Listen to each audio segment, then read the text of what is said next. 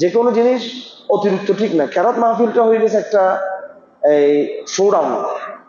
সঙ্গীতের মধ্যে অনুমতি আছে, সেটা আপনি মাইক চালাতে পারেন, ইয়ে করতে পারেন, কিন্তু আসলে কেরাত মাহফিলে দেখেন আউযু বিল্লাহি মিনাশ শাইতানির রাজিম ওয়াল্লাযী বাআসা ফিল উম্মিয়্যিনা রাসূলাম মিনহুম ইয়াতলু আলাইহিম আয়াতিহি ওয়া ইউযাক্কিহিম ওয়া ইউআল্লিমুহুমুল কিতাবা ওয়াল হিকমা। তেলাওয়াত আয়াত করতে বলা হয়েছে, রিসাইডিং দ্য কোরআন। রিসাইডিং কোরআন হলো কোরআন পাঠ করা, অন্যজনকে শোনানো। রিসাইডিং অন্যজনকে শোনানো দাওয়াতের নিয়তে। কেরাত মাহফিলে যেটা হচ্ছে বিভিন্ন অঙ্গভঙ্গি করে, চিৎকার মেরে, এরপরে কার কত শ্বাস লম্বা হতে পারে, মাঝে মাঝে শ্বাস আবার চুরি করে ওরা, এটা আপনারা বুঝেন নিশ্চয়ই। এরপরে সব আল্লাহ আল্লাহ বলে উঠে। এগুলো বেশিরভাগ তার কপরিপন্থী হয়ে যাচ্ছে। সবাই না, সবাইকে আমরা বলতেছি না, এগুলো যেগুলো তার কপরিপন্থী ফ্যাশন হয়ে যাচ্ছে, এগুলোকে অ্যাভয়েড করা উচিত। এগুলো আমাদের ওলামা একটা নিষিদ্ধ করছেন। আর প্রশিক্ষণের জন্য মানুষ এখানে নাচ গান, বৈশাখী মেলা, বিভিন্ন রকমের মানুষ খারাপ ইয়ের মধ্যে যুক্ত আছে। সেই জায়গায় যদি আমরা কেরাত মাহফিল করে থাকি একেবারে সওয়াবের নিয়তে এবং প্রশিক্ষণের উদ্দেশ্যে, দাওয়াতের উদ্দেশ্যে, শর্ত সাপেক্ষে সেটা জায়েজ হবে অবশ্যই, এবং সওয়াবের কাজ হবে শর্ত সাপেক্ষে। আর যদি ফ্যাশন হয়ে থাকে তাহলে সেটা কখনো উচিত হবে না।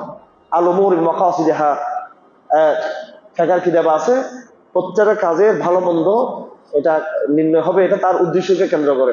এবং হাদিস শরীফে আছে রাসূলুল্লাহ সাল্লাল্লাহু আলাইহি ওয়াসাল্লাম ইন্নামাল আমালু বিন্নিয়াত, আমি যে কেরাতের আয়োজন করছি এটা আমার নিয়তটা কি। বেশিরভাগ আয়োজকদের নিয়ত কিন্তু থাকে কি ফ্যাশন, ঠিক কিনা? ফ্যাশন, এটা নিয়ত থাকে। শোডাউন, ফ্যাশন, চিৎকার দেওয়া, টাকা পয়সা ধান্দা করা, এবং ওরাও কিন্তু টাকার বিনিময় করে থাকে। সেটা প্রশিক্ষণ উদ্দেশ্য থাকে না, দাওয়াত উদ্দেশ্য থাকে না। রিসাইডিং দ্য কোরআন, যে তেলাওয়াতে কোরআন, যেটা আরোজনকে দাওয়াতের উদ্দেশ্য শুনানো, সেটাও কিন্তু উদ্দেশ্য থাকে না। এজন্য বেঁচে থাকতে হবে এখান থেকে।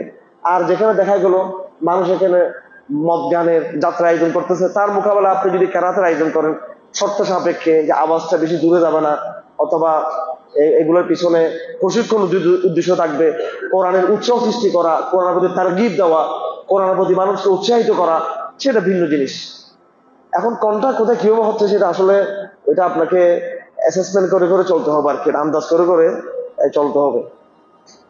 শরীয়তের প্রিন্সিপাল মূলনীতি তো আমরা সবাই জানি অনেক এসব কিছু, কিন্তু সেটার ইমপ্লিমেন্ট করার ক্ষেত্রে, সেটাকে বাস্তবায়ন করার ক্ষেত্রে গিয়ে প্রত্যেককে একটু প্রজ্ঞার পরিচালিত হবে আর কি, এবং আলেম ওলামাদের পরামর্শ নিতে হবে, যারা বিজ্ঞ আলেম পরামর্শ নিতে হবে। একই অনুষ্ঠান আপেক্ষিক, একজনকে বিজ্ঞ আলেম বলছে তোমার জন্য জায়েজ নেই, একই অনুষ্ঠান আরেকজন ব্যক্তির জন্য বিজ্ঞ আলেম বলছেন কে জায়েজ আছে।